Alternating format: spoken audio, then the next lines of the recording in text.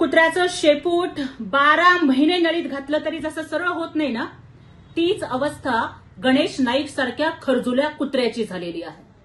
वारंवार फक्त एकनाथ शिंदे साहेब, डॉक्टर श्रीकांत शिंदे साहेब यांच्यावरती टीका करायची, याच्याशिवाय गणेश नाईकला दुसरा कुठला उद्योग धंदा राहिला नाही. गणेश नाईक आता तरी बाज या, नाहीतर नवी मुंबईत येऊन बाजार उठवला जाईल.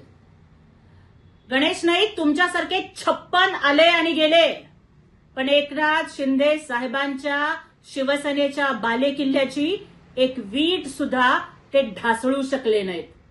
तुम्ही काय कुणाला माझी करणार हो? तेव्हा तुम्हाला दोनदा पराभवाचं तोंड बघावं लागलं. एकदा तर मंदाताईंसारख्या एका महिलेनी तुमचा पराभव केला. एका बाईनं तुमच्यासारख्या पाजीला माझी केलं. अरे स्वतःच्या पोरांच्या नावापुढचं माझी तुम्ही काढू शकत नाही, तुम्ही काय कोणाला घरी बसवणार? तुमच्यासारख्या नवी मुंबई गिळंकृत करणाऱ्या डायनासॉरला नवी मुंबईची जनताच आता अस्ताला पाठवणार आहे. त्यामुळे गणेश नाईक बंद करा हे धंदे.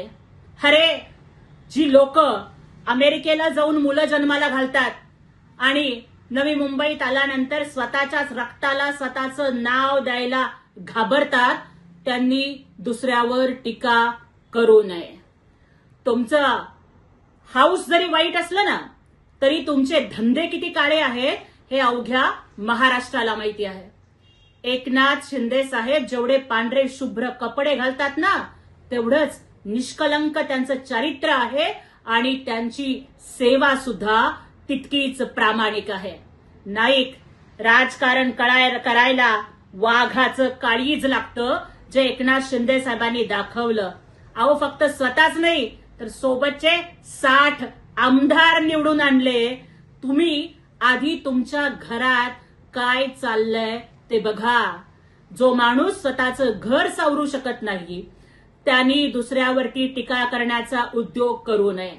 शेवटचं एवढंच सांगते, Ganesh Naik, if you are bad, remember Eknath Shinde साहेब इज युअर डॅड.